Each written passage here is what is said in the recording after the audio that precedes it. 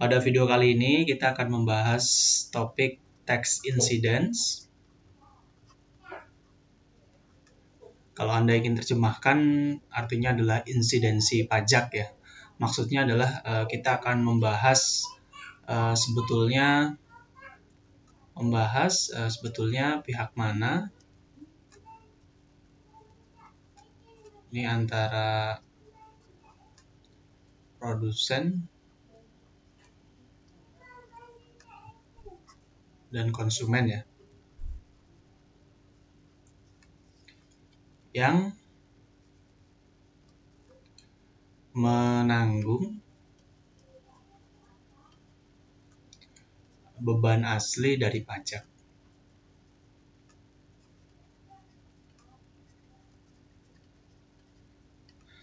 Jadi kalau ada pemberlakuan pajak, kita kaji tuh.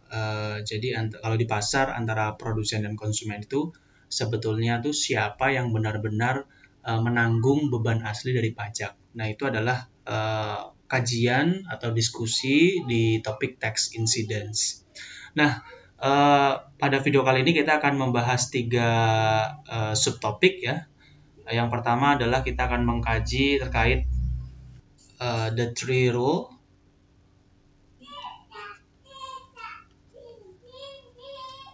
of tax incidence. Tax incidence.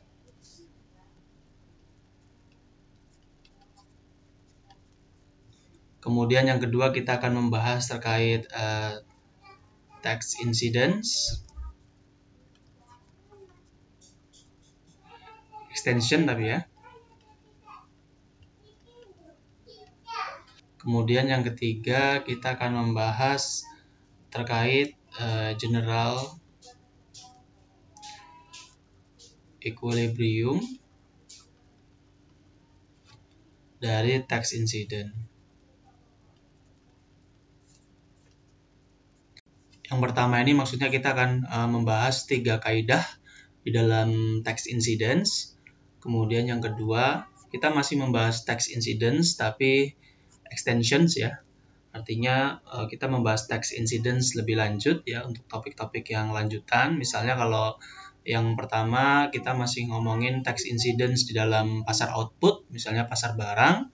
Kalau ini kita kalau yang lanjutan ini kita akan membahas bagaimana tax incidence itu di dalam pasar input, misalnya pasar tenaga kerja dan pasar capital. Kemudian yang ketiga kita akan membahas general equilibrium tax incidence ya.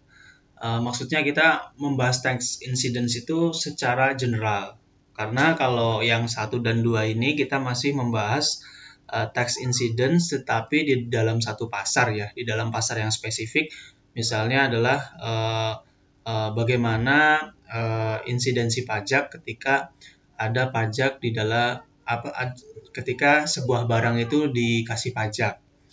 Nah, kita akan membahas bagaimana pengaruhnya terhadap produsen, bagaimana pengaruhnya terhadap konsumen di dalam pasar tersebut. Nah, kalau kita ngomongin general equilibrium, kita tidak hanya ngomongin pengaruhnya di dalam pasar tersebut, tetapi kita tarik secara luas bagaimana pengaruh pemajakan di satu pasar itu mempengaruhi pasar yang lain. Nah, itu adalah topik yang ketiga.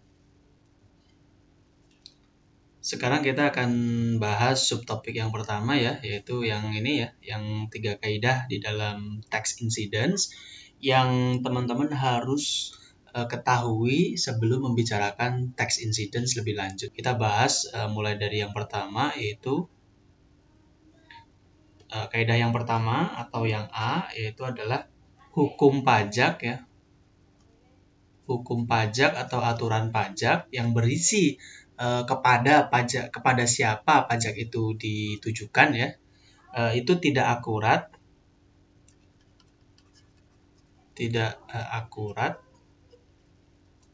dalam mengidentifikasi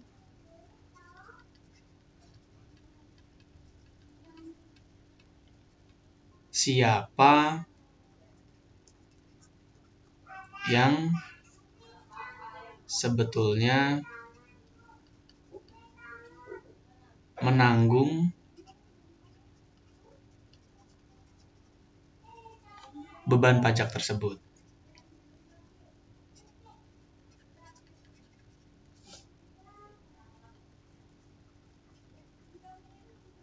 Nah, ini adalah kaidah yang pertama dan yang paling penting. Jadi kalau pemerintah misalnya bikin aturan pajak nih, pajaknya diniatkan ya, pajaknya aturannya itu ditulis bahwa yang akan membayar pajak ini adalah produsen misalnya. Nah, berdasarkan kaidah ini, walaupun yang ditujukan pajaknya adalah ditujukan kepada produsen, aturan tersebut tidak akan bisa mengidentifikasi siapa yang sebetulnya menanggung beban pajak tersebut. Misalnya gini, misalnya kita ngomongin market of gasoline ya, atau pasar bahan bakar deh. Ada produsen kan, ini ada produsen, ini ada konsumen ya. Nah, misalnya pajaknya tadi kan pemerintah ngasih pajak ke produsen ya. Niatnya adalah yang membayar beban pajak tersebut ya produsen saja ya. Nah, aturan pajak tersebut itu mengesampingkan kenyataan bahwa ketika sebuah pasar itu dipajakin, maka pasar itu akan bereaksi. Nah, reaksi pasar itu akan menyebabkan terjadinya yang dinamakan sebagai economic incidence. Economic incident of tax. Apa itu economic incident of tax? Ya, intinya economic incident of tax itu ketika pasar itu dipajakin dan pasar itu bereaksi. Nah, reaksinya itu ya akan memicu terjadinya perubahan sumber daya yang tersedia untuk setiap agen ekonomi, dalam hal ini adalah produsen dan konsumen ya, sebagai akibat dari aturan pajak tadi. Nah, itu adalah economic incident of tax. Sekarang kita akan contohkan menggunakan kurva supply dan demand ya, untuk mengetahui bagaimana reaksi pasar ketika pasar tersebut itu dikenakan pajak. Nah, di sini saya perlihatkan sebuah pasar ya. Ini adalah pasar untuk bahan bakar ya, pasar gasolin. Di sini ada kurva supply dan kurva demand ya. Kita lihat bahwa pasar itu equilibrium di titik A ya. Ketika harganya untuk harga 1 galon bahan bakarnya adalah 1,5 dolar ya. Sedangkan untuk kuantitasnya adalah 100 billion galon ya.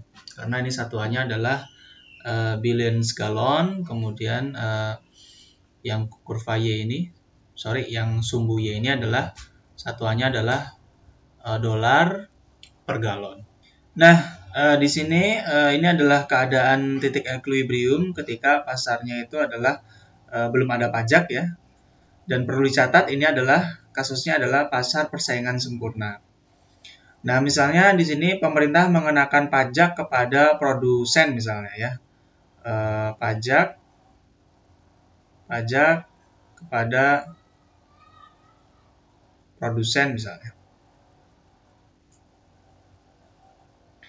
Nah, misalnya pajaknya adalah 0,5 dolar atau kita katakan 50 sen ya.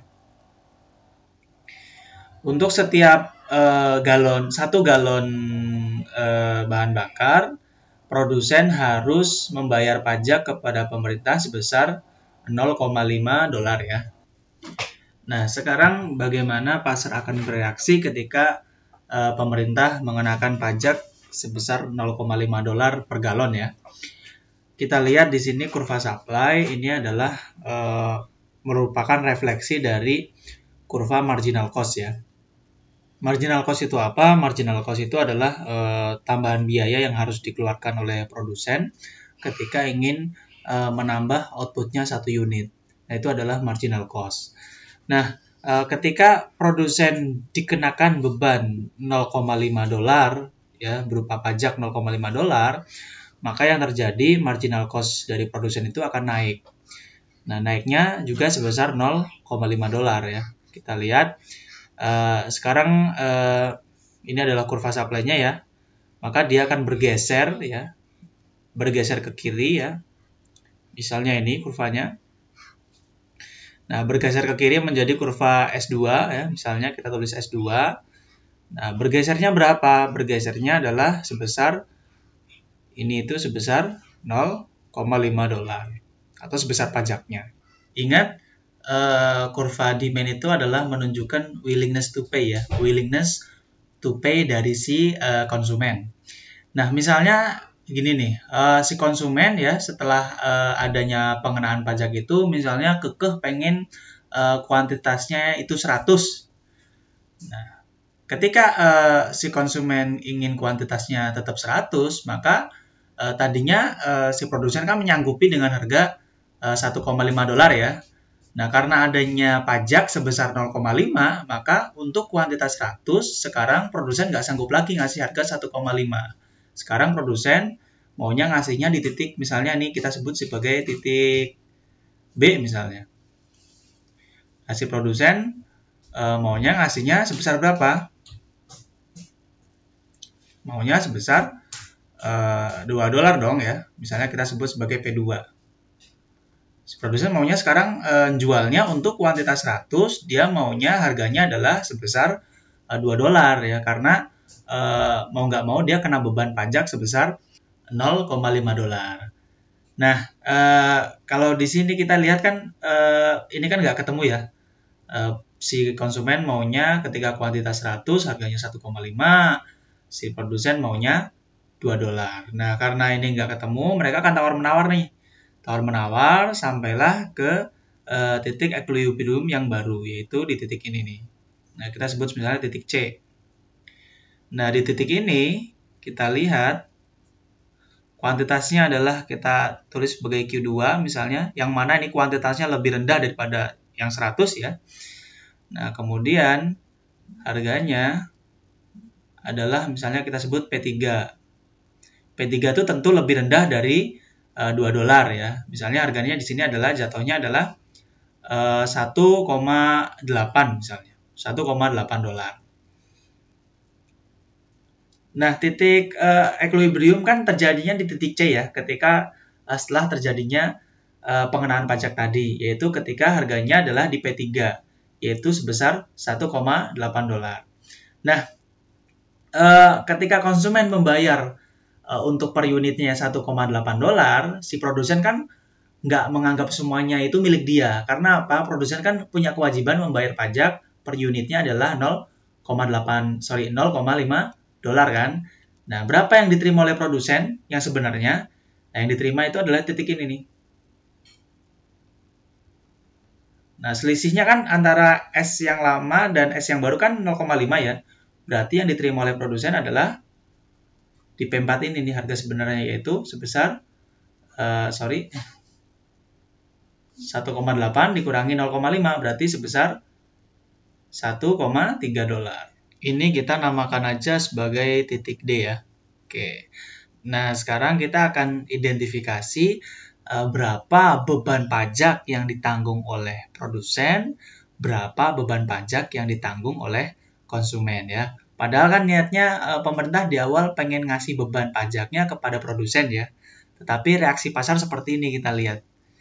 Nah, dari reaksi pasar ini mari kita simpulkan sebenarnya realitasnya itu beban pajak itu tuh yang menanggung siapa saja. Oke, kita tahu bahwa harga P sebelum pajak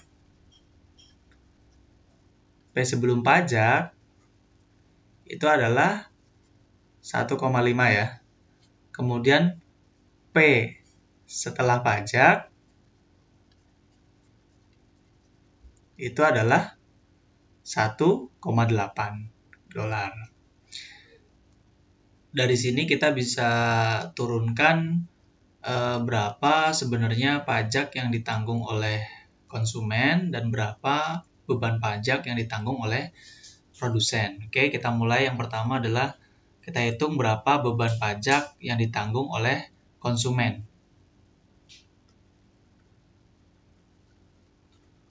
Berapa beban pajak yang ditanggung oleh konsumen, kita bisa peroleh menggunakan rumus harga setelah pajak ya.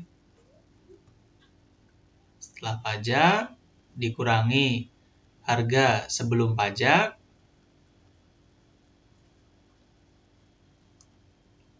Sebelum pajak. Oke, terus ini kita tambah dengan pembayaran pajak per unit ya. Nah, harga setelah pajak kita tahu tadi adalah 1,8 dolar ya. Kemudian harga sebelum pajak itu adalah 1,5 dolar. Nah, aturan pajaknya kan tadi yang membayarkan harus produsen ya. Karena pajak ini dikenakan kepada produsen. Sedangkan konsumen tidak disuruh membayar pajak. Berarti pembayaran pajak per unit oleh konsumen berarti 0. Berarti ini kita tambahkan dengan 0. Nah, berarti beban yang ditanggung oleh konsumen adalah sebesar 1,8 dikurangi 1,5 ditambah 0. Hasilnya adalah 0,3 dolar. Oke, ini adalah beban pajak yang ditanggung oleh si konsumen. Nah, lalu berapa beban pajak yang ditanggung oleh produsen? Kita bisa hitung juga nih. Oke, beban si produsen kita bisa dapatkan dengan menggunakan rumus P sebelum pajak dikurangi P setelah pajak.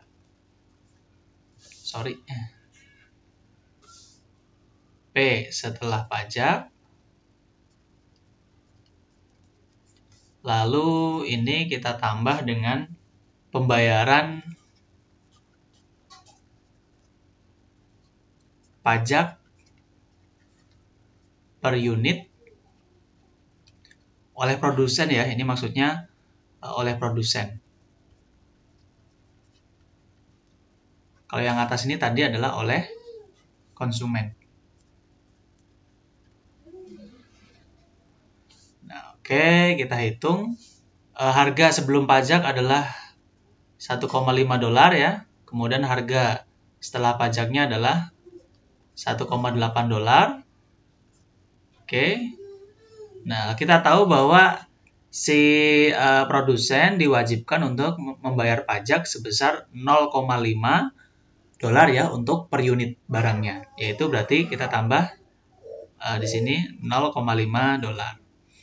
Nah, berarti beban pajak yang ditanggung oleh produsen adalah 1,5 dikurangi 1,8, kita tahu negatif 0,3 ya. Negatif 0,3 ditambah 0,5 berarti hasilnya adalah 0,2 dolar.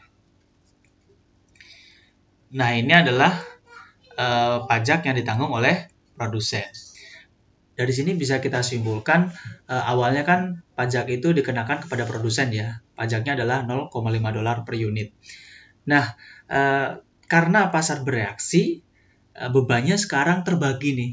Bebannya terdistribusikan tidak hanya kepada produsen, tetapi kepada konsumen juga. Nah, hasil analisis kita yaitu si produsen menanggung beban 0,2 dolar, si konsumen menanggung beban 0,3 dolar. Niatnya membebani produsen, tetapi reaksi pasar menunjukkan implikasi lain, yaitu tidak hanya produsen yang menanggung beban, tetapi konsumen yang menanggung beban. Di sini kasusnya terbagi kepada produsen 0,2, si konsumen 0,3. Nah, ini kan kalau kita jumlahkan hasilnya adalah 0,5 dolar ya. Nah, 0,5 dolar ini yang kita sebut sebagai tax wage. Tax wage itu apa? Tax wage itu adalah selisih atau perbedaan antara harga yang dibayarkan oleh si konsumen dan harga yang diterima oleh si produsen. Harga yang dibayarkan oleh konsumen kan 1,8 dolar ya. Nah, sedangkan harga yang diterima produsen berapa sebenarnya? Harga yang diterima produsen adalah 1,3 dolar, yaitu 1,8-nya itu nggak diterima langsung nih, karena dari 1,8 itu 0,5-nya harus dibayarkan kepada pemerintah. Maka harga yang sebenarnya diterima oleh produsen adalah 1,3. 1,8 dikurangi 1,3, maka selisihnya adalah 0,5. 0,5 itu kita sebut sebagai tax wage. Nah, itu adalah penjelasan atau diskusi dari kaidah yang pertama ya, yaitu kaidahnya adalah bahwa hukum pajak ya atau aturan pajak yang berisi pajaknya berapa, terus ke siapa itu akan dibebankan, itu tidak akan akurat dalam mengidentifikasi siapa yang sebetulnya akan menanggung beban dari pajak tersebut. Nah, ini adalah kaidah yang pertama. Nah, sekarang kita masih membahas 3 kaidah ya, 3 kaidah terkait insidensi pajak. Nah, sekarang kita akan membahas kaidah yang kedua ya. Oke, kaidah yang kedua saya tulis di sini. Saya scroll lagi. Kaidah yang kedua yaitu kaidah yang B ya, mengatakan bahwa distribusi beban pajak itu akan tetap sama atau identik ya, tidak peduli sisi pasar yang mana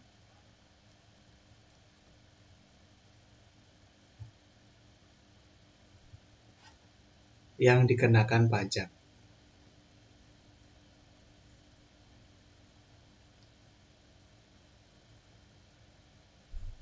Maksudnya dari kaidah ini itu bahwa distribusi beban pajak itu akan tetap sama ya. Distribusi itu artinya beban yang akan ditanggung oleh si produsen, berapa beban yang akan ditanggung oleh si konsumen, itu akan tetap sama atau tetap identik, tidak peduli sisi pasar mana yang akan dikenakan pajak.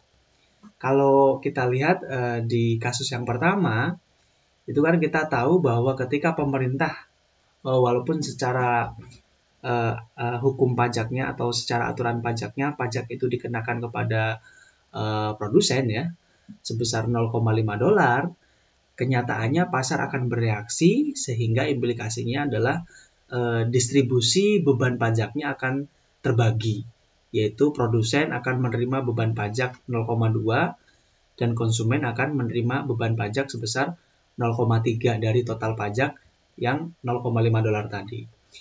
Nah, kalau kaidah yang kedua, ini maksudnya adalah bahwa distribusi beban pajak tersebut itu akan tetap sama hasilnya, akan tetap sama atau tetap identik hasilnya, tidak peduli sisi pasar mana yang akan dikenakan pajak.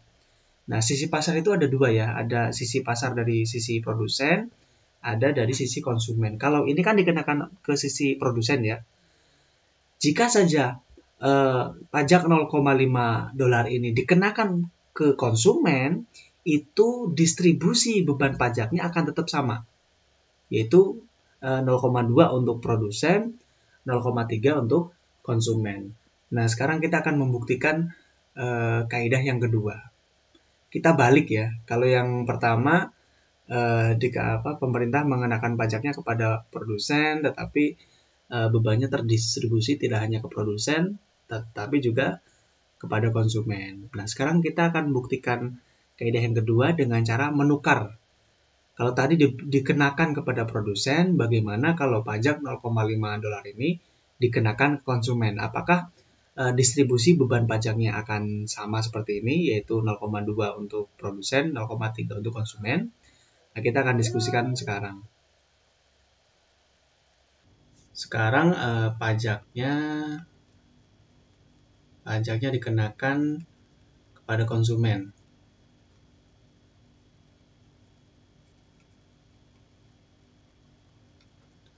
Nah, jadi kalau di kaidah yang A atau yang pertama tadi kan pajaknya dikenakan kepada produsen ya, artinya produsen yang harus membayar pajaknya kepada pemerintah. Nah, sekarang untuk membuktikan kaidah yang kedua atau yang B, kita akan balik nih, pajaknya dikenakan kepada konsumen dan nilainya sama nih pajaknya, yaitu $0,5 untuk per unit atau per galonnya ya, per galon dari bahan bakar. Nah, di sini kita juga akan sama ya, menggunakan kurva supply dan demand untuk bisa menjelaskan kaidah ini ya. Nah, sekarang kita lihat ya, ini adalah pajaknya untuk konsumen.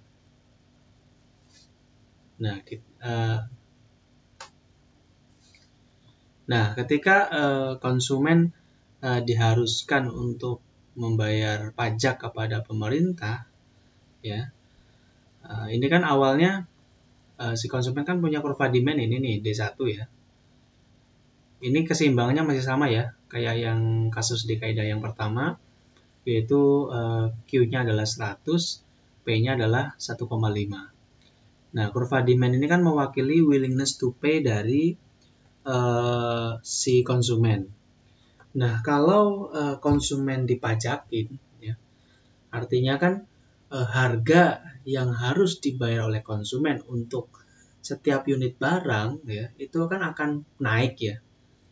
Kalau pajaknya 0,5, maka konsumen harus membayar lebih tinggi sebesar, lebih tingginya berapa? Lebih tinggi sebesar $0,5 karena pajaknya $0,5.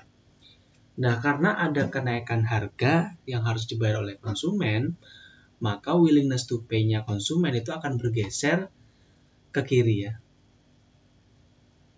Bergeser ke sini. Oke, sorry. Gesernya jadi ke kiri ke sini.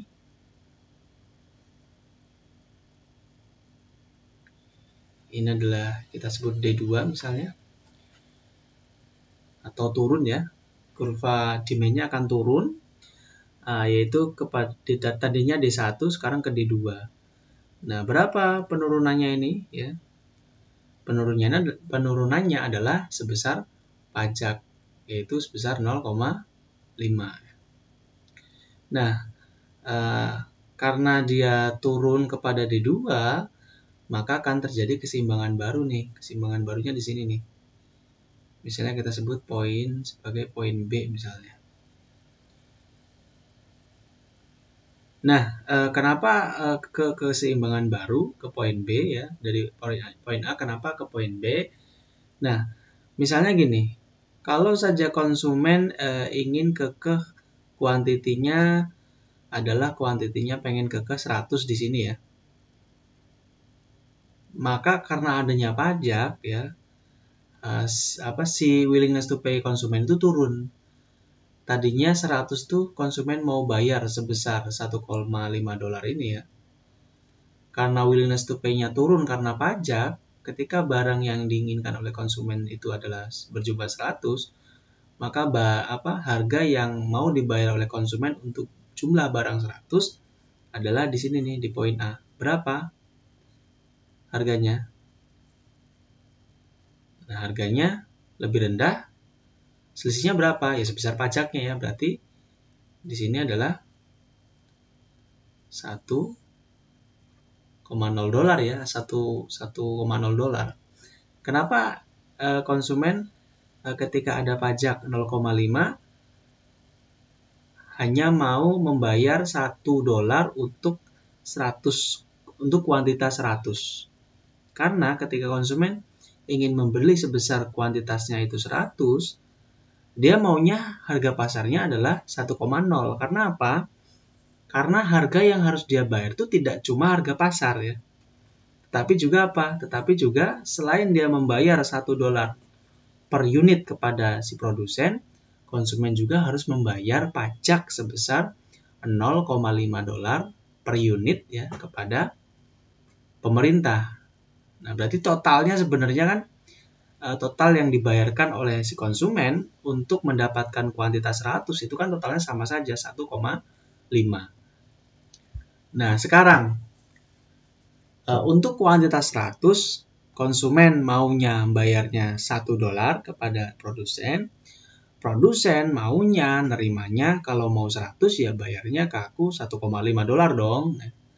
Nah ini kan nggak ketemu ya, harganya kan nggak ketemu. Nah karena harganya nggak ketemu, mau nggak mau produsen harus nurunin harga nih. Kalau produsen nurunin harga, ya kuantitasnya juga akan turun juga ya. Karena kalau dia nurunin harga tapi kuantitasnya nggak turun kan dia rugi. Nah dia akan nurunin harga sampailah jatuh di titik B. Nah titik B ini berapa? Titik B ini adalah $1,3.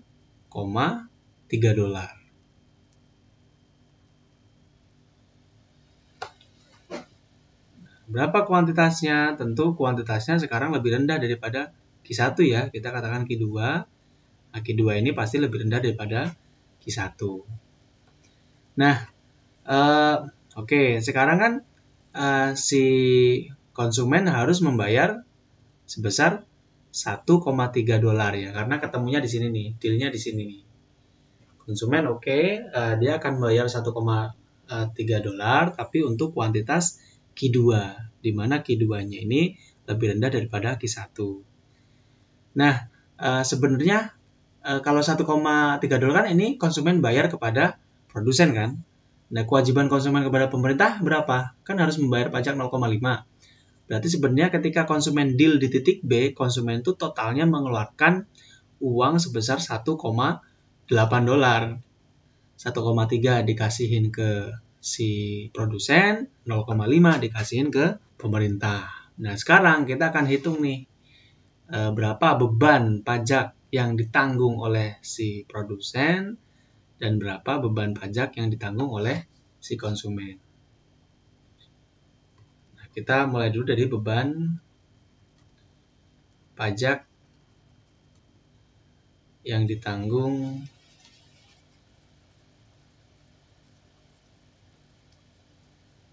konsumen ya. Rumusnya sama, masih kayak yang awal ya. Untuk menghitung beban pajak ya. Jadi harga setelah pajak, kemudian harga sebelum pajak, kemudian ditambah pembayaran pajak per unit oleh konsumen. Nah, sekarang kita lihat harga setelah pajak berapa buat si konsumen. Harga setelah pajak ya, tadinya harganya $1,5, sekarang harga setelah pajaknya adalah $1,3.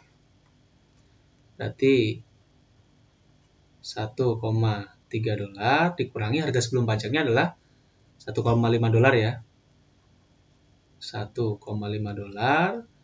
Nah, ditambah berapa pajak yang harus dibayarkan oleh konsumen per unit barang tadi, per unit bahan bakar tadi. Yang harus dibayar adalah 0,5 ya. $0,5. Berarti totalnya adalah 1,3 dikurangi 1,5, hasilnya adalah negatif 0,2. Negatif 0,2 ditambah dengan positif 0,5, maka hasilnya adalah positif 0,3. Nah, ini adalah beban pajak yang ditanggung oleh konsumen. Nah, sekarang berapa beban pajak yang ditanggung oleh si produsen? Nah, kita tulis beban pajak yang ditanggung produsen.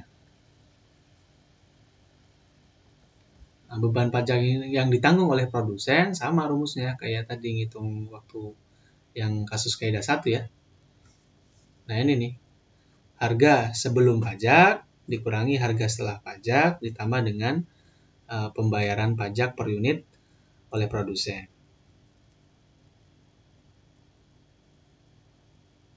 Harga sebelum pajaknya berapa? Harga sebelum pajak itu adalah 1,5 ya. Kemudian harga setelah pajaknya adalah $1,3.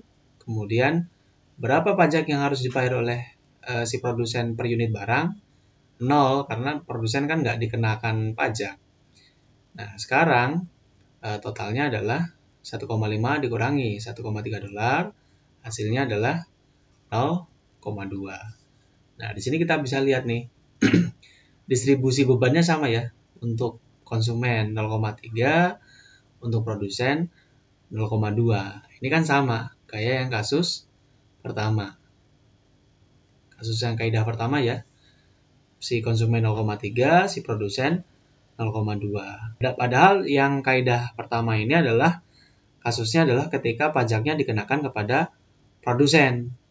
Nah, untuk kaidah yang kedua, kasusnya adalah ketika kita tuker nih, yang dikenakan pajak adalah si konsumen. Ternyata implikasinya untuk implikasi beban pajak yang betul-betul ditanggung, distribusinya itu adalah sama ya, yaitu 0,3 untuk konsumen bebannya, 0,2 untuk produsen. Tax weight-nya juga sama, yaitu 0,5 ya. Kemudian kita akan membahas kaidah yang ketiga, yaitu saya tulis kaidah C ya. Nah, kaidah C itu adalah menyatakan bahwa pihak dengan permintaan atau penawaran yang inelastis akan menanggung pajak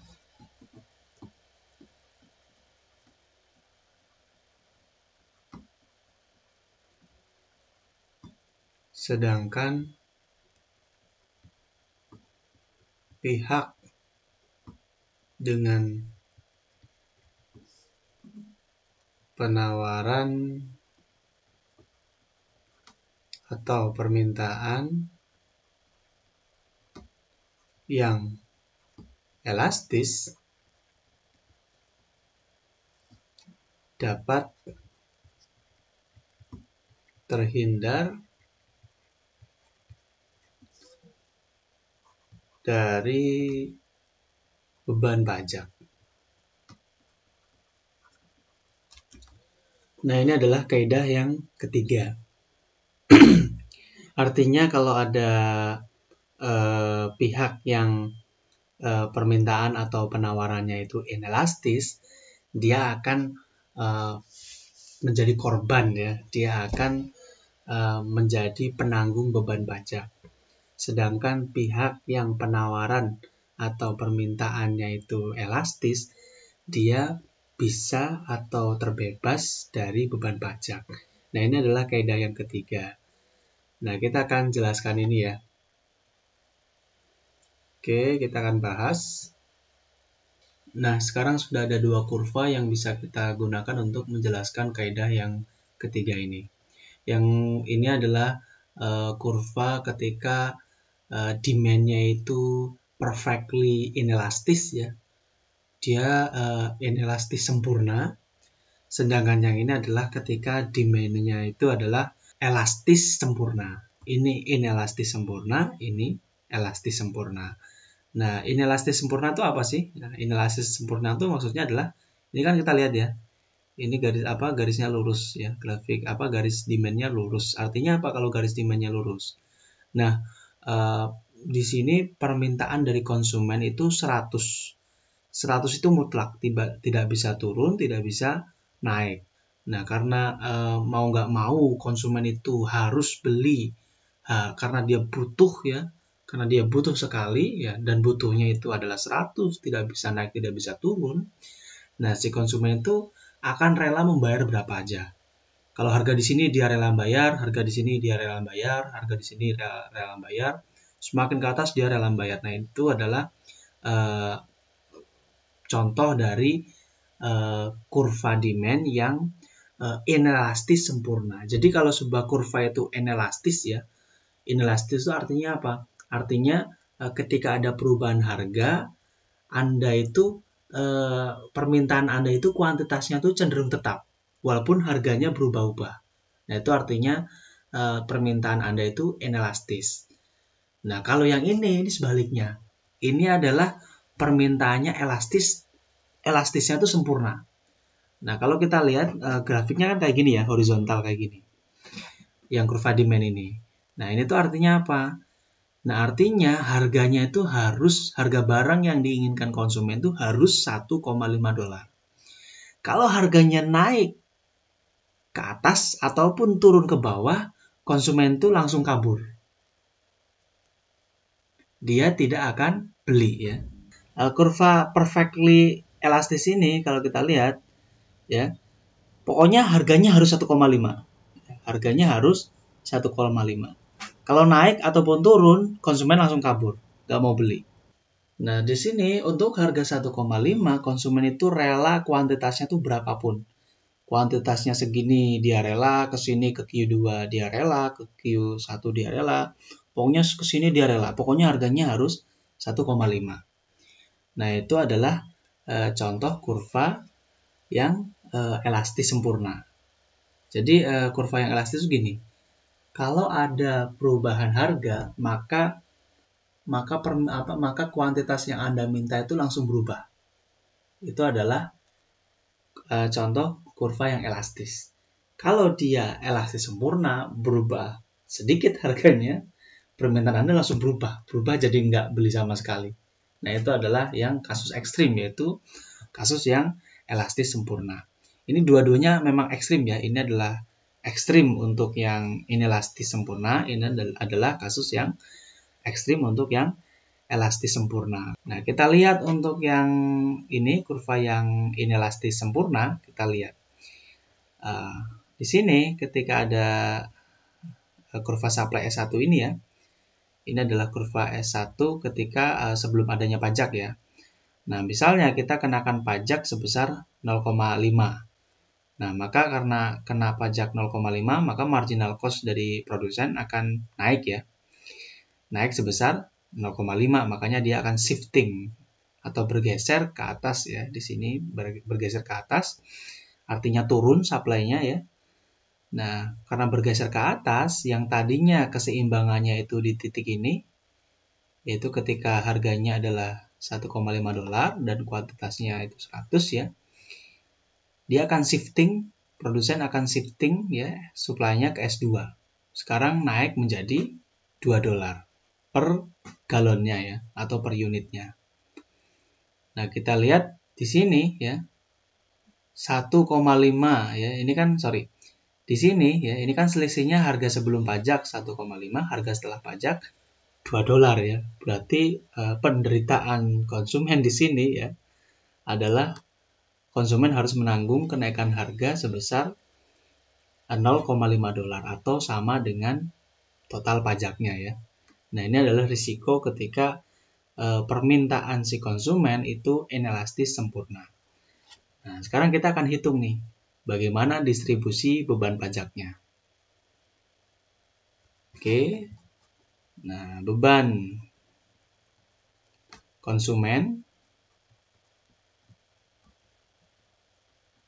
kita gunakan rumus yang sebelumnya ya, yaitu harga setelah pajak, harganya adalah $2 ya, dikurangi harga sebelum pajak, yaitu $1,5 ya, kemudian ditambah dengan pembayaran pajak yang harus dilakukan oleh konsumen ya. Di dalam hal ini karena pajaknya yang ini dikenakan kepada si produsen ya, kita lihat ya, karena yang bergeser adalah kurva supply, ini dikenakan kepada produsen, maka konsumen tidak membayar pajak kepada pemerintah, berarti 0. Nah, kita total beban yang diterima oleh konsumen berarti $0,5.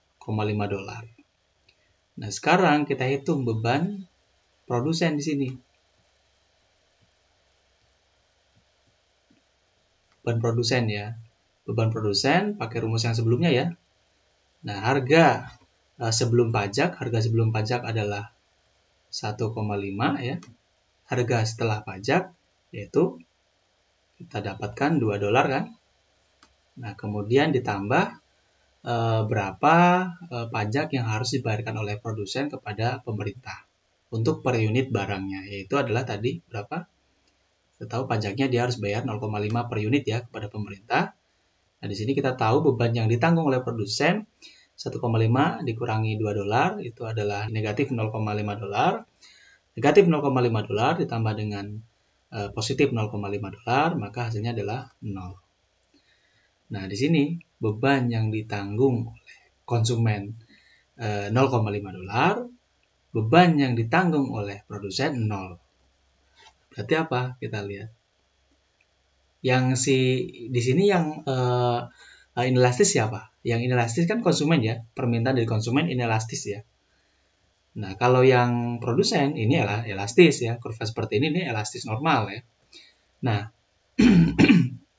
ini bisa kita sambungkan kepada kaidah yang ketiga nih. Kalau yang inelastis di sini adalah permintaan si konsumen ya, dibandingkan dengan yang elastis di sini adalah penawarannya si produsen ya. Karena si konsumen dia inelastis, sedangkan si produsennya itu elastis, maka yang inelastis ini akan menanggung beban pajaknya. Nah, tadi kita analisis nih bahwa benar karena konsumennya itu inelastis, maka dia akan menanggung beban pajaknya, sedangkan si produsen ini adalah elastis, maka dia bisa menghindari beban pajak. Nah, ini adalah untuk kasus ketika konsumennya itu adalah inelastis sempurna. Nah, sekarang kita bandingkan kalau si konsumennya gimana kalau dia elastis tapi juga sempurna. Nah, elastis sempurna kan kayak gini ya. Tadi sudah saya jelaskan kurvanya kenapa kayak gini. Nah, sama nih kasusnya. Ketika ada pajak, ya, tadinya keseimbangannya di sini nih, ya. Tadinya keseimbangannya di sini, artinya harganya adalah di P1 yaitu 1,5 dolar ya. Nah, kemudian dipajakin ya, kurva S1 bergeser menjadi S2 sebesar berapa bergesernya? Sebesar pajaknya ya 0,5. Nah, tadinya kan titiknya ada di sini ya. Nah, kemudian dia bergeser nih, jadi di sini.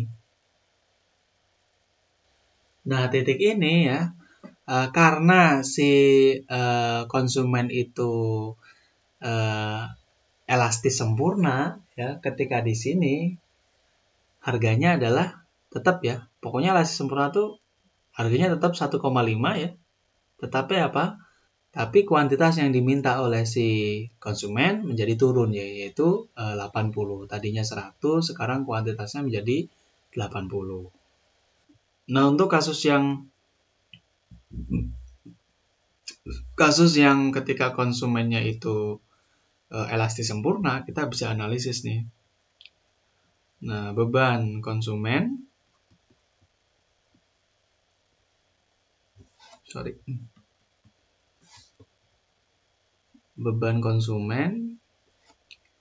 nah, harga setelah pajak berapa? Harga setelah pajak adalah 1,5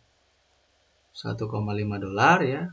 Harga sebelum pajak juga sama 1,5 dolar ya. Kemudian pajak yang harus dibayarkan oleh konsumen tidak ada ya, karena di sini pajak dikenakan kepada produsen. Nah, berarti beban pajak yang diterima oleh konsumen di sini adalah 1,5 dikurangi 1,5 maka 0 ya. Nah, sedangkan beban si produsen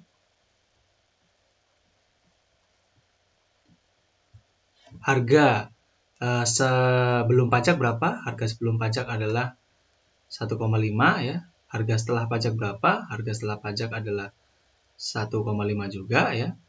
Nah, ditambah ada kewajiban produsen harus membayar pajak kepada pemerintah nih. Membayar pajaknya berapa tadi? 0,5 ya. Nah, berarti total beban yang ditanggung oleh si produsen adalah 0,5 dolar ya. Ini 0 dolar. Nah, ini kembali membuktikan kaidah ketiga ya, bahwa ketika pihak itu mempunyai kurva yang elastis sempurna, maka dia bisa menghindari dari beban pajak. Sedangkan untuk pihak yang memiliki kurva yang nah di sini kita lihat walaupun si produsen dia ini elastis normal ya, tapi karena si konsumennya itu elastis sempurna, tetap saja dia kalah kan ya. Derajat elastisitasnya kalah dengan konsumen. Artinya dia harus menanggung beban nih dari pajaknya karena dia kalah elastis daripada si konsumen. Nah, ini kembali menegaskan kaidah yang ketiga. dua kurva ini mencontohkan hal yang ekstrim ya. Yang ini adalah ekstrim ketika inelastisitasnya itu adalah sempurna. Ini ekstrim ketika kurva demand-nya elastis tapi sempurna. Nah, kenapa dua contoh yang ekstrim yang diambil ya? Karena kalau kita ingin menjelaskan sesuatu supaya sesuatu itu terlihat jelas, ya ambil contoh yang paling ekstrim. Nah, ini adalah sebuah teknik eksplanasi ya, teknik memperjelas sesuatu ya. Anda bisa mengambil contoh yang ekstrim. Nah, lalu kalau ditanya, ini kan contohnya gasolin ya. Nah, kalau gasolin atau bahan bakar, apa iya inelastis sempurna ya? Nah, mungkin ini kan untuk pengandaian ya. Kalau lebih realistis, contohnya adalah Anda bisa ambil contoh barang bernama atau obat bernama insulin. Insulin itu adalah obat untuk penderita diabetes ya. Dan mau nggak mau tuh jumlahnya relatif tetap ya. Jumlah yang dibutuhkan relatif tetap ya. Untuk kalau Anda butuh insulin kan setiap harinya Anda butuh jumlah atau kuantitasnya itu tetap, relatif tetap. Nah, maka dia Q-nya relatif tetap. Nah, harganya itu ya, kalau Anda naikin, mau nggak mau, penderita diabetes ya harus beli ya. Mau berapapun harganya ya harus beli. Nanti lelah pas harganya di sini kemudian dipajakin, terus naik, ya dia akan tetap beli ya karena dia butuh. Nah, ini adalah contoh, insulin ini adalah contoh barang yang inelastis sempurna. Kalau yang kedua itu adalah elastis tapi sempurna. Contohnya apa? Nah, contohnya Anda bisa cari barang yang mempunyai substitusi sangat dekat ya. Karena sebuah barang itu substitusinya sangat dekat, kalau barang tersebut harganya berubah misalnya naik, maka konsumen langsung sama sekali tidak beli barang itu ya. Sampai titik ekstrim ya, kalau ini elastis sempurna, dia sama sekali tidak beli barang itu. Dia langsung pindah ke barang substitusinya. Makanya dia elastis sempurna di sini. Kayak gitu. Berdasarkan 3 kaidah yang telah kita bahas, kita lihat bahwa ketika kita menganalisis tax incidence, di sini kita menghitung beban konsumen, terus beban produsen ya. Kita hanya memperhitungkan harga ya di sini ya, tidak memperhitungkan kuantitas. Nah, sekarang pertanyaannya, apakah tax incident itu terkait tentang harga saja, tidak terkait dengan kuantitas? Itu kan jadi pertanyaan. Nah, kita lihat nih, buat contoh ketika demand-nya adalah perfectly elastis, itu kan artinya ini kan ketika ada kenaikan pajak kan supply yang sanggup disediakan oleh produsen itu kan turun jadi 80 ya. Artinya ada selisih 20 dari yang titik awalnya. Nah, konsumen itu tidak merasa worse off. Kenapa tidak merasa worse off? Karena sangat banyak barang substitusi yang lain. Dan juga perfectly elastis itu artinya apa?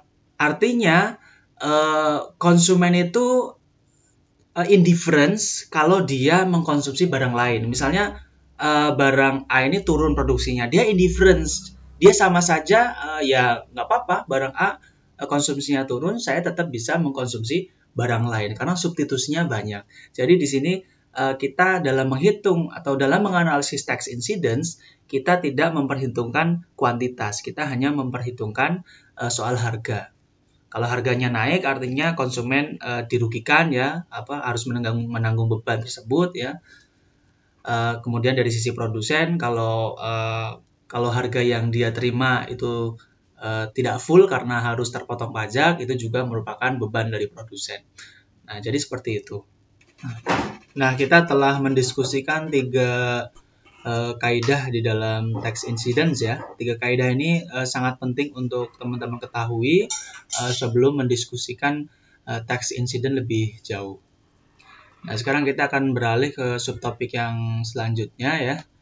Yaitu subtopiknya adalah kita masih akan bahas tax incident ya, tapi secara lebih lanjut ya. Pada saat kita membahas 3 kaidah ini, kita menggunakan contoh pada output, yaitu ketika pasarnya adalah barangnya berupa bahan bakar. Nah, kita akan diskusikan tax incident lebih lanjut, yaitu saya kasih panah. Yang pertama kita akan diskusikan bagaimana tax incident di pasar faktor ya. Di pasar faktor.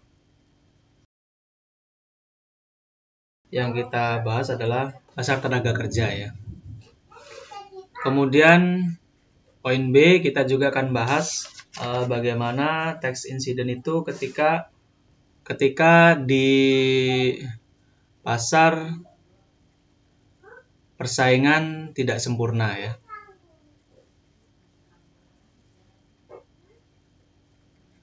Kalau yang kita bahas sebelumnya kan itu kita bahas di pasar yang sempurna ya. Nah, kita akan bahas bagaimana tax incident ketika kejadiannya di pasar yang tidak sempurna. Nah, sekarang kita akan bahas dulu kejadian tax incident di pasar faktor ya, yang poin A ini. Oke, saya scroll ke bawah.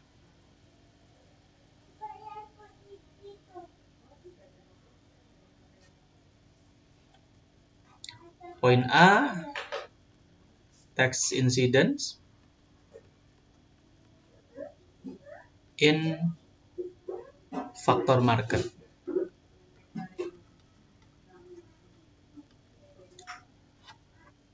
Untuk contoh pasar faktor ya, di sini kita akan bahas pasar tenaga kerja.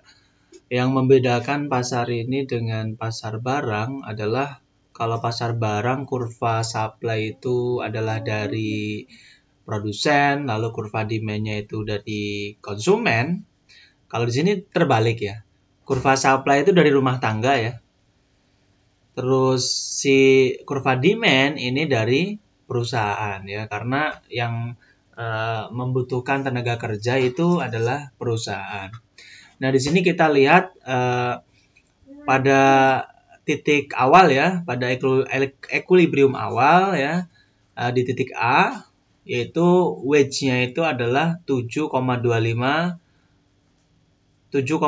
dolar per jam ya, upah per jamnya.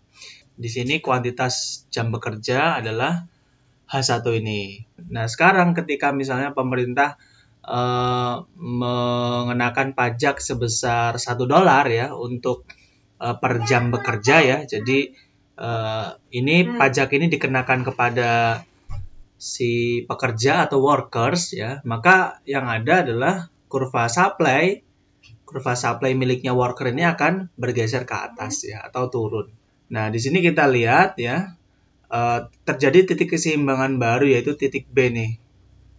Titik B ya, wage setelah pajak sekarang adalah 7,75 ya. Kemudian kuantitas jam bekerja setelah pajak adalah di H2 ini, yaitu yang mana lebih rendah. Nah, di sini kalau kita hitung-hitungan menggunakan analisis tax incidence ya, kita lihat di sini bahwa berapa beban yang ditanggung oleh si pekerja atau workers dari adanya pengenaan pajak 1 dolar untuk per jam bekerjanya. Kita bisa hitung tuh beban konsumennya, beban produsen ya. Produsennya di sini adalah siapa di pasar ini? Produsennya adalah workers. Nah, kita bisa pakai rumus yang sebelumnya ya. Harga sebelum pajak berapa? Harga sebelum pajak kan 7,25. Oke, harga setelah pajak berapa? 7,75.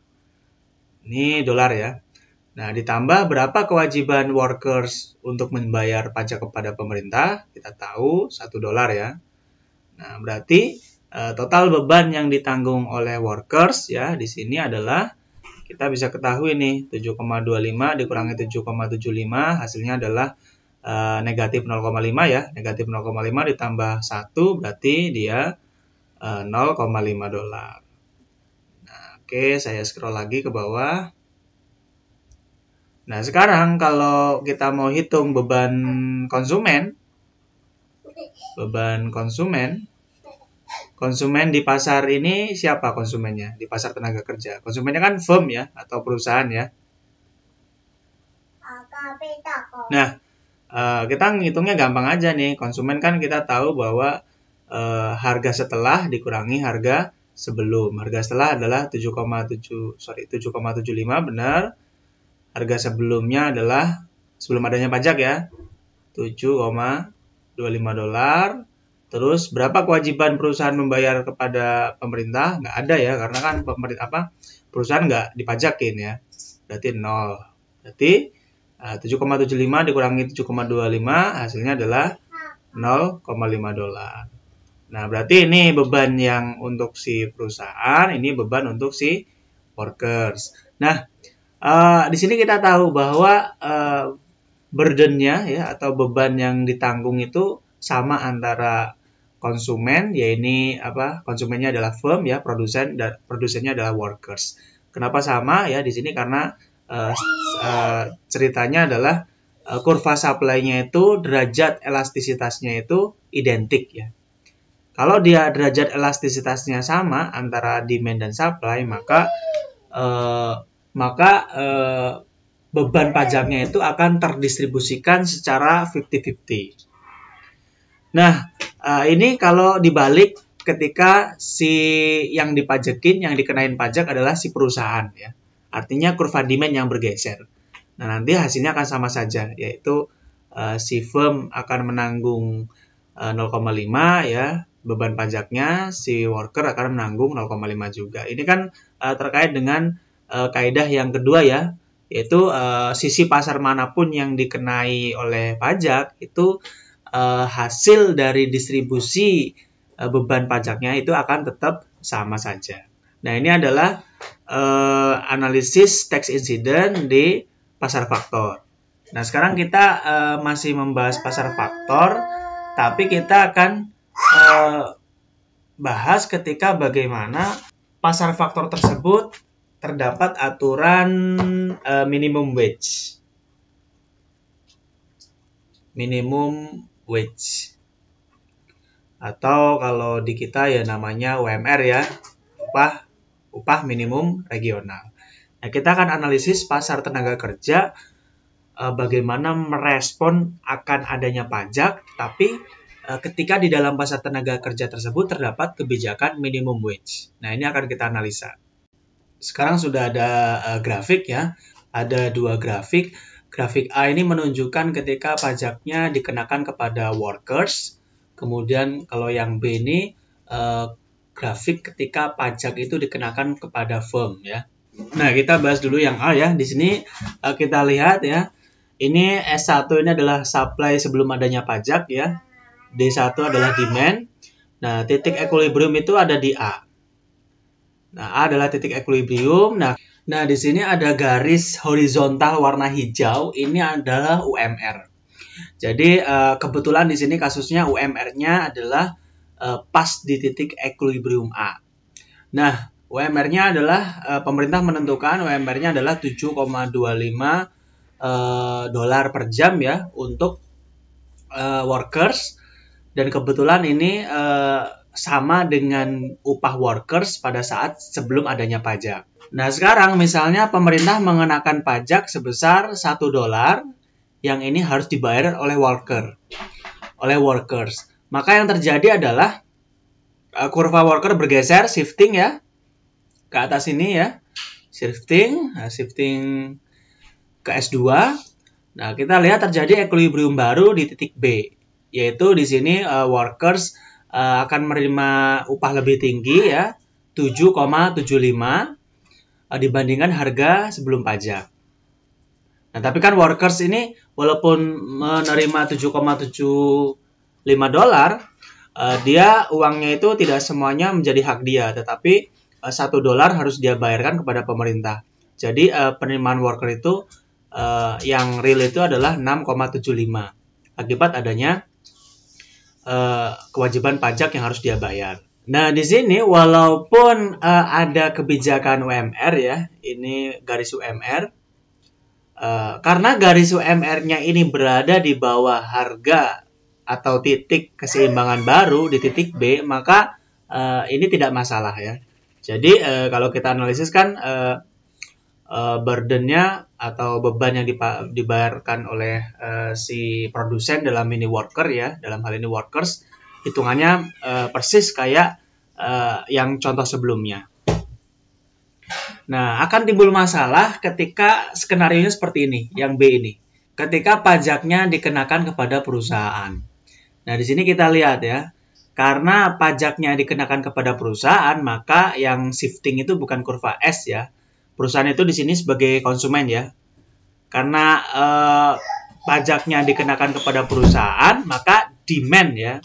Demand dari perusahaan itu akan shifting ke bawah. Shiftingnya apa? Turunnya sebesar berapa ya? Sebesar pajaknya, yaitu $1. Nah, karena perusahaan harus membayar pajak $1, demand-nya dia turun ke bawah ya. Kalau perusahaan harus membayar pajak $1 untuk setiap untuk setiap jam kerja yang worker berikan, kan artinya harganya buat perusahaan itu menjadi lebih mahal. Karena harganya menjadi lebih mahal buat perusahaan, permintaan perusahaan dia turun. Nah, kita lihat terjadi keseimbangan baru di titik C. Di keseimbangan baru ini, perusahaan rela membayar worker itu $6,75 per jam. Di kuantitas jam kerjanya adalah di H2. Nah, di sini terjadi masalah. Seharusnya secara alami harusnya titik C ini terjadi ya. Kalau tidak ada kebijakan UMR. Nah, karena ada kebijakan UMR yang mana kalau dilanggar itu adalah perilaku yang ilegal ya, bisa melawan hukum ya, artinya perusahaan bisa terancam masalah hukum. Perusahaan tidak bisa memberikan gaji kepada worker itu sebesar $6,75 karena worker itu harus menerima gaji itu minimal di $7,25. Nah, oleh karena itu, titik C ini tidak akan terjadi. Yang akan terjadi adalah di titik C aksen. Yaitu mau nggak mau, perusahaan harus menggaji workers seminimal UMR, yaitu 7,25. Nah, dari sini kita lihat, kita analisa ya, berapa beban yang ditanggung oleh si perusahaan di sini. Nah, di sini kalau kita hitung ya, beban perusahaan itu di sini perusahaan bertindak sebagai konsumen ya. Beban konsumen dalam hal ini adalah firm. Nah, kita tahu beban konsumen cara mencarinya adalah harga setelah pajak adalah 7,25 ya. Dikurangi harga sebelum pajak tetap 7,25.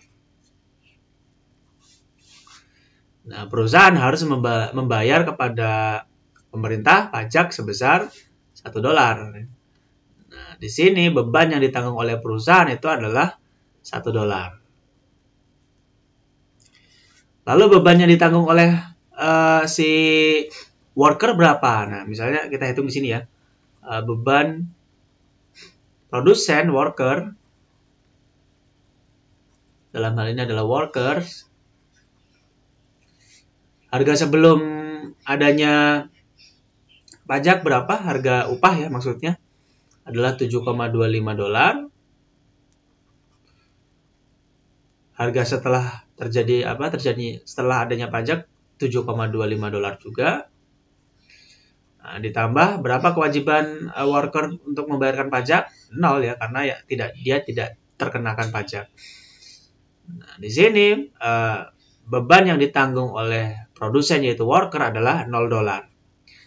Jika di pasar ada hambatan yang mengakibatkan harga tidak bisa menuju ke titik equilibrium, maka kalau pajaknya dikenakan kepada sisi demand, di sini adalah sisi perusahaan, maka perusahaan di sini harus menanggung semua beban pajak yang dikenakan oleh pemerintah.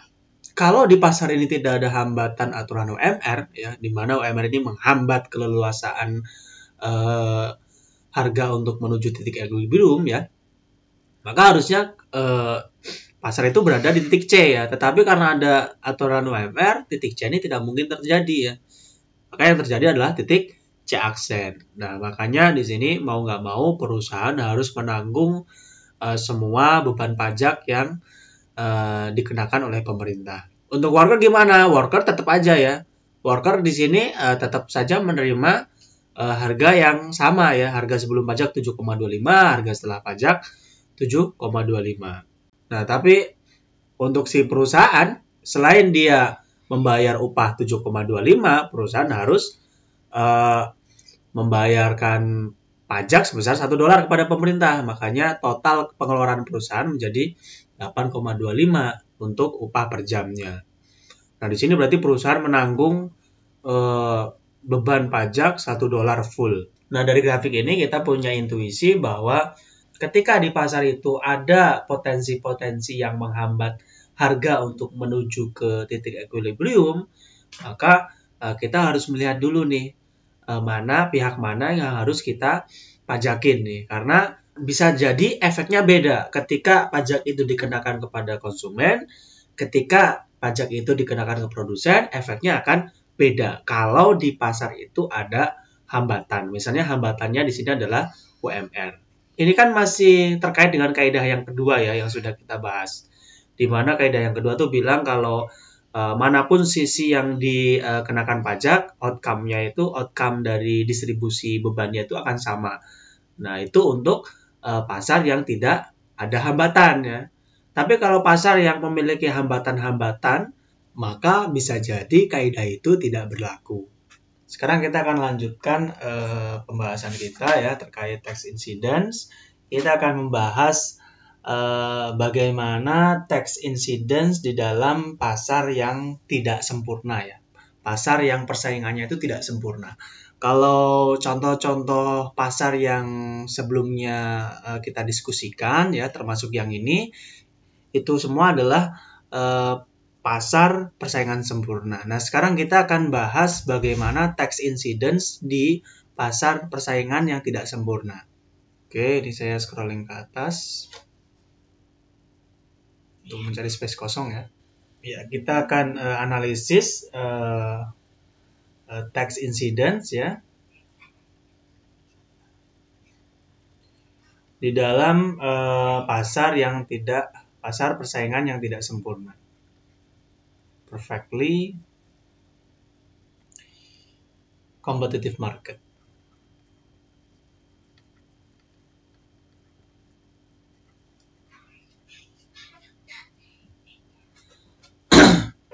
Nah, untuk membahas ini, saya akan tampilkan sebuah grafik. Nah, ini adalah sebuah grafik dari pasar yang persaingannya tidak sempurna. Dalam hal ini kita ngambil contoh ekstrim, yaitu ekstrimnya adalah pasar monopoli. Pasar dengan hanya satu penjual ya. Pasar dengan hanya satu penjual. Nah, pasar monopoli itu juga sama seperti pasar persaingan sempurna, yaitu tujuannya sama, yaitu memaksimalkan profit ya atau keuntungan. Nah, di pasar persaingan sempurna untuk dapat memaksimalkan keuntungan yaitu ketika marginal revenue itu sama dengan marginal cost ya. Nah, kebetulan kalau di pasar persaingan sempurna MR itu akan sama dengan harga pasar. Jadi kalau di pasar persaingan sempurna itu keuntungan perusahaan akan maksimum ketika P itu sama dengan MC. Nah, beda dengan beda dengan pasar monopoli. Kalau pasar monopoli, ya sama-sama MR sama dengan MC ya. Nah, tapi MR-nya itu bukan harga pasar ya. MR-nya itu tidak sama dengan harga pasar. Kenapa? Karena seorang monopoli itu punya kemampuan price makers ya. Karena dia tidak punya pesaing, dia punya kemampuan menentukan harga. Jadi harga yang dia tentukan itu tidak sama dengan marginal revenue ya. Jadi harga yang dia tentukan atau yang dipilih oleh monopolis itu tidak sama dengan MR ya. Karena si monopolis punya kekuatan untuk menentukan harga. Nah, di sini analisisnya akan menarik. Nah, jadi kalau monopoli itu kecenderungannya P, harganya itu harga yang dia tentukan itu, harga atau harga yang dia pilih itu lebih besar daripada marginal cost-nya. Karena dia punya daya untuk mengeksploitasi konsumen. Nah, itu adalah monopoli. Nah, di sini kita lihat ya, ini adalah kurva supply ya. Supply di sini adalah merefleksikan marginal cost ya. Ini adalah perusahaan monopoli ya. Ini adalah pasarnya, pasar monopoli ya. Kemudian ini ada demand konsumen ya, D1 dan ada D2. Nah, kita lihat dulu base-nya ya. Baseline sebelum adanya pajak. Nah, kita lihat dulu S sama D1. Nah, kita lihat dulu nih demand yang dihadapi oleh perusahaan monopoli. Dari demand itu kita bisa peroleh marginal revenue-nya nih. Nah, ini dari demand D1 ini marginal revenue adalah yang ini, MR1. Nah, perusahaan monopoli ya sama kayak perusahaan ini ya, perusahaan persaingan sempurna ya. Nah, dia akan memilih MR itu sama dengan MC supaya keuntungannya maksimum ya.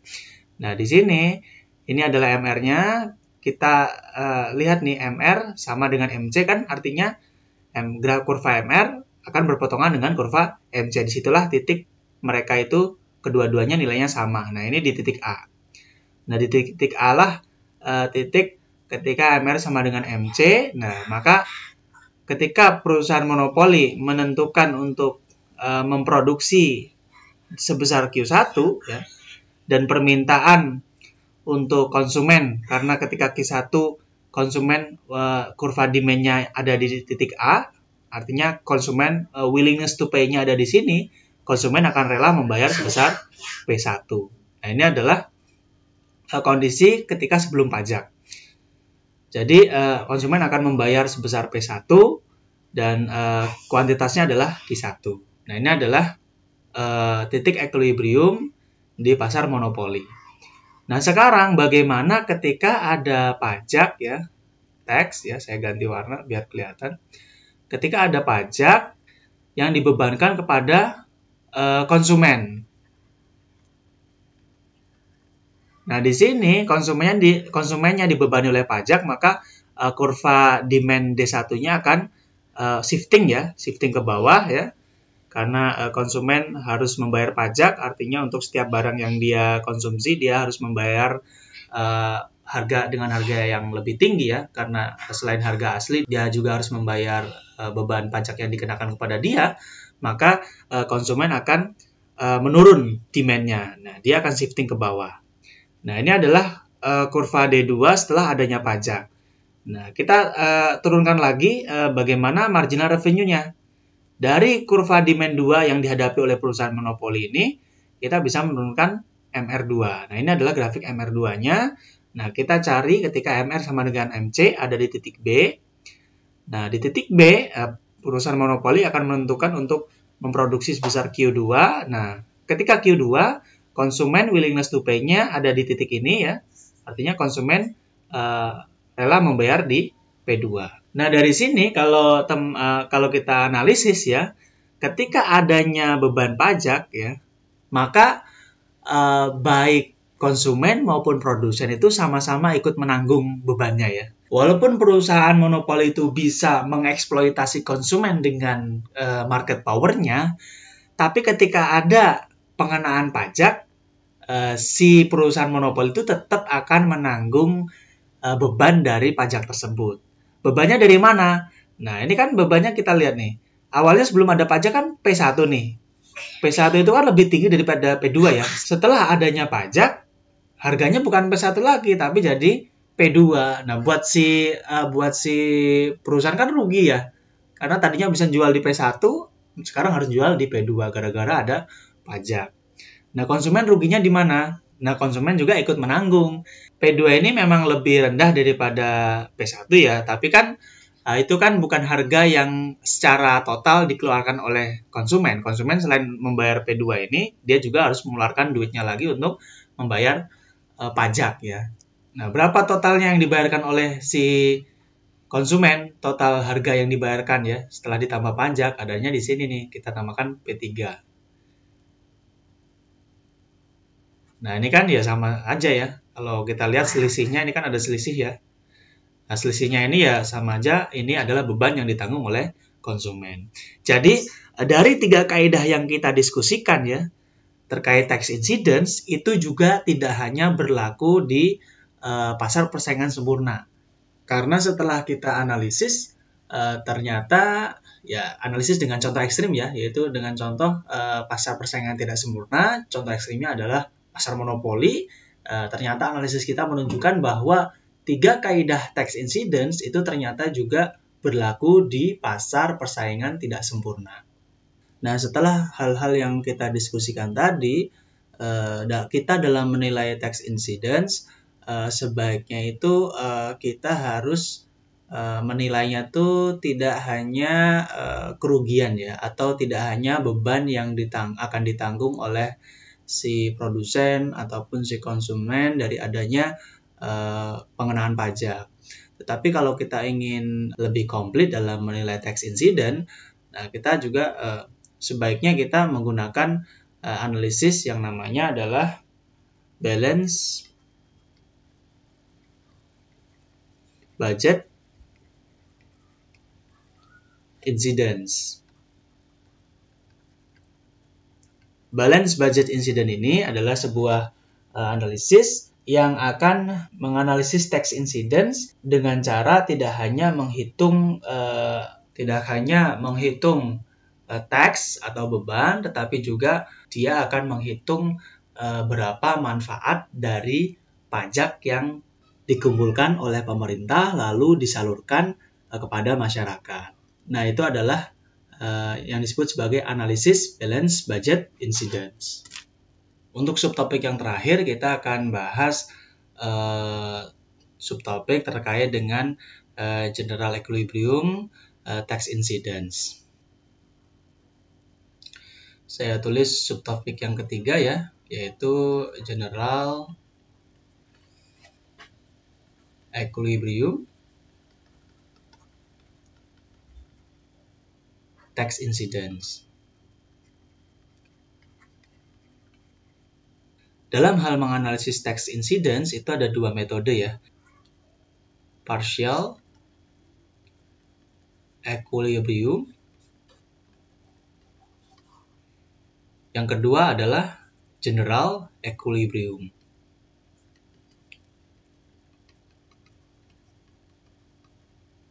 Nah, analisis tax incident yang sudah kita diskusikan tadi itu adalah menggunakan metode partial equilibrium.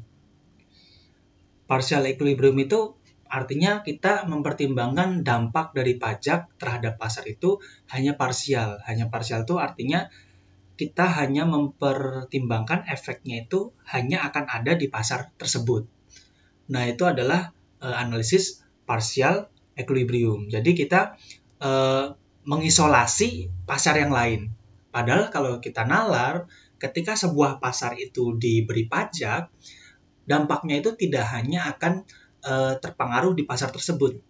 Karena apa? Karena antar pasar itu kan saling terintegrasi ya. Jadi kalau ada satu pasar dikenakan pajak, yang itu membebani dari sisi produsen dan sisi konsumen, nah, dampak itu juga bisa saja menular kepada pasar yang lain. Nah, kalau kita ingin menganalisis tax incident lebih baik, maka kita seharusnya menggunakan general equilibrium. Nah, general equilibrium ini kita menganalisis dampak dari pajak tidak hanya di pasar di mana pajak itu dikenakan, tetapi kita juga menganalisis pasar-pasar yang kira-kira terkoneksi atau berhubungan dengan pasar yang dikenakan pajak tadi. Nah, itu adalah analisis general equilibrium tax incidence. Nah, kita akan membahas yang ini sekarang ya. Untuk mencontohkan bagaimana cara menganalisis tax incidence menggunakan general equilibrium model, di sini saya sudah menampilkan sebuah grafik ya. Nah, ini kita lihat dari grafik ini sumbu X-nya adalah makanan yang terjual per hari ya. satuannya adalah per unit ya. Nah, untuk sumbu Y ini adalah harga. Nah, misalnya satuannya adalah dolar per unit. Nah, di sini kita lihat kurva demand untuk pasar makanan ya atau meals di sini adalah perfectly elastic. Nah, kenapa dia elastis sempurna? Ya karena gini, misalnya kota-kota ini berdekatan nih ya. Nah, di sini kita settingnya adalah produsennya adalah restoran ya. Nah, ada kota-kota yang berdekatan nih. Ada kota, saya gunakan warna lain. Nah, misalnya ada 3 kota yang berdekatan nih ya. Ini kota A, ini kota B, ini kota C, mereka saling berdekatan ya. Nah, kemudian di sini ada restoran-restoran, kota B ada restoran-restoran, kota A ada restoran-restoran ya. Nah, restoran-restoran itu makanannya kan mirip-mirip ya. Makanannya mirip-mirip dan individu tuh punya pilihan. Kalau mau makan itu bisa datang ke restoran atau bisa juga masak di rumah. Nah, kenapa permintaan untuk meals ini dia perfectly elastic? Perfectly elastic itu artinya ya si konsumen tuh willingness to pay-nya tuh di $20. Kalau harganya berubah, maka konsumen akan kabur ya, akan pergi. Dia tidak akan membeli lagi. Nah, itu adalah definisi dari perfectly elastic. Tapi kalau harganya adalah $20 sesuai dengan willingness to pay dari konsumen, maka konsumen akan mau mengkonsumsi berapapun ya di sini ya. Q2 mau, Q1 mau, sampai ke sini juga mau karena ini adalah perfectly elastic. Nah, di sini kita lihat sebelum adanya pajak ya, restoran ya itu kurva supply-nya S1. Kurva supply itu mencerminkan marginal cost ya. Nah, ketika ada pajak, maka di sini misalnya pajaknya $1, maka kurva S1 ini shifting ke atas ya menjadi S2 ya. Artinya marginal cost-nya semakin tinggi ya, semakin mahal ya marginal cost-nya, maka dia karena ditambah pajak tadi, maka shifting ke atas. Nah, titiknya tadinya A ya. Kemudian titik setelah pajak sekarang adalah ke titik B. Ke titik equilibrium yang baru, yaitu titik B ketika harganya adalah $20 dan Q-nya adalah 950 unit makanan. Di sini harganya tetap ya, padahal kurva supply-nya sudah bergeser. Sekarang biayanya lebih mahal, tetapi kenapa harganya tetap ya? Karena yang dihadapi oleh produsen adalah kurva demand yang itu perfectly elastic. Karena kalau restoran itu merubah harga, maka konsumen yang tadinya datang ke restoran karena dia perfectly elastis, maka bisa saja memilih masak sendiri di rumah ya, tidak beli di restoran. Karena makanannya itu bisa juga orang itu membuat makanan seperti yang restoran produksi, karena makanan kan mirip-mirip ya, itu aja kan makanan kan. Bisa kita bilang relatif samalah makanan. Dari kasus ini karena dia perfectly elastic, maka yang akan menanggung beban dari pajak adalah si restoran. Berapa yang dia tanggung ya? Sebelumnya sudah kita diskusikan ya, bagaimana ketika kasusnya adalah perfectly elastic, maka restoran akan menanggung semuanya, yaitu pajak sebesar $1. Jadi tax wage $1 ini akan ditanggung semuanya oleh si restoran. Nah, sekarang kita ngomongin restoran nih. Nah, restoran itu adalah entitas ya. Bukan individu ya. Dia hanya entitas. Nah, restoran itu sebenarnya kalau kita lihat, dia itu adalah semacam teknologi.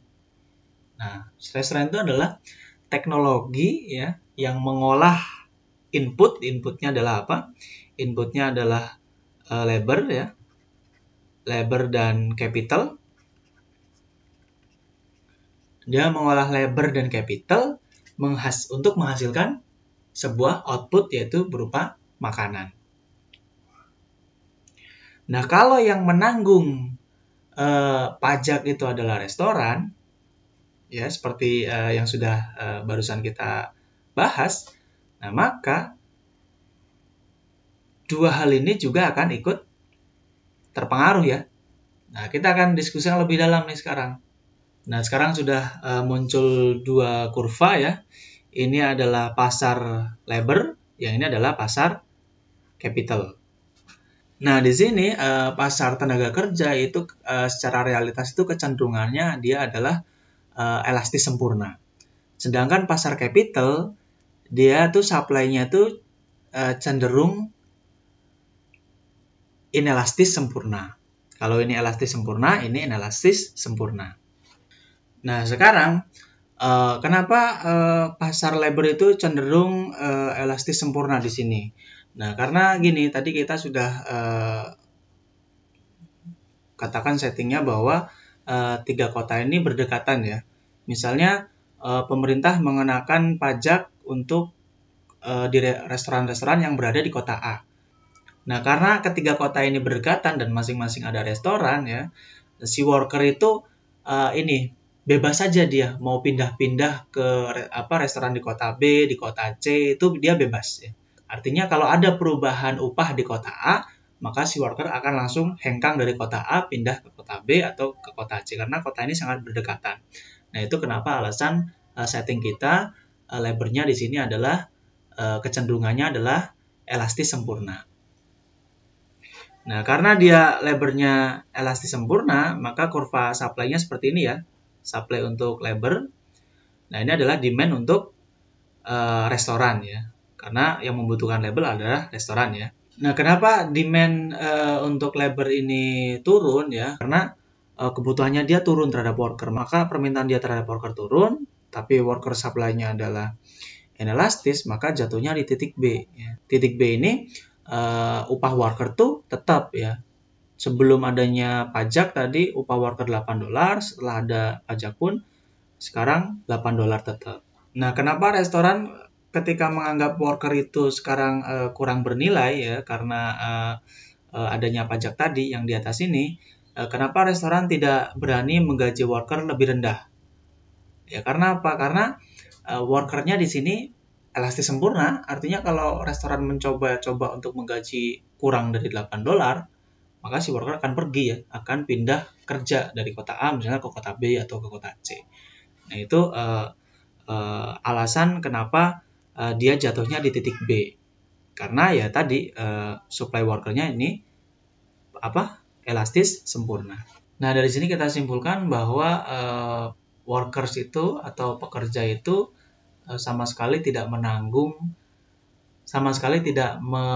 beban dari pajak ya, karena dia akan tetap mendapatkan upah yang konstan ya, sebelum pajak maupun setelah pajak. Nah, selanjutnya kita lihat bagaimana kondisi di capital market atau pasar kapital. Nah, pasar kapital di sini supply-nya adalah dia konstan atau tetap ya. Capital itu kan modal ya, modal dalam bentuk finansial ya.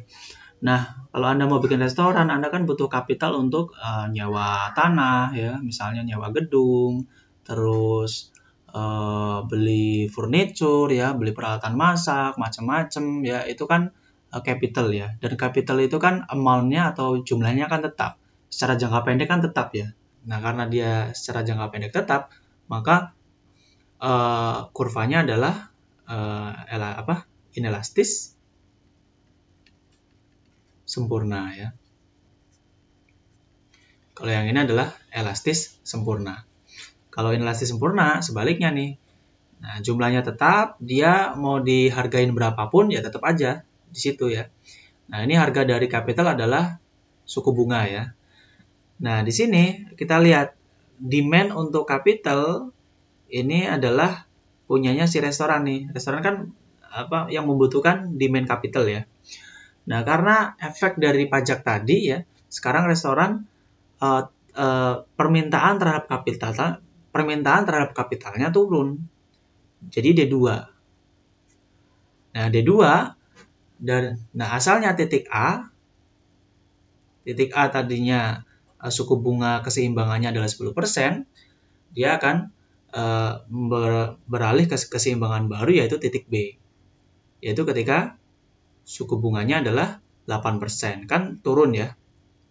Dari 10% ke 8%. Nah, kenapa seperti itu? Nah, misalnya Anda jadi investor restorannya tuh. Nah, restorannya kena pajak nih. Nah, karena pajak, restoran kan menganggap, karena adanya pajak tadi ya, nah restoran tidak terlalu menganggap investasi itu, capital itu bernilai. Jadinya apa? Jadinya ya kalau Anda investornya ya perusahaan, kalaupun restorannya menurunkan bunga kepada Anda, ya Anda mau nggak mau akan terima. Karena kalau Anda nggak mau terima, emangnya Anda bisa langsung menarik duit Anda dari restoran? Kan enggak ya. Karena duit Anda kan sudah dimanfaatkan oleh restoran untuk beli gedung, untuk sewa gedung, untuk sewa tanah, macam-macam, kan tidak serta-merta bisa ditarik.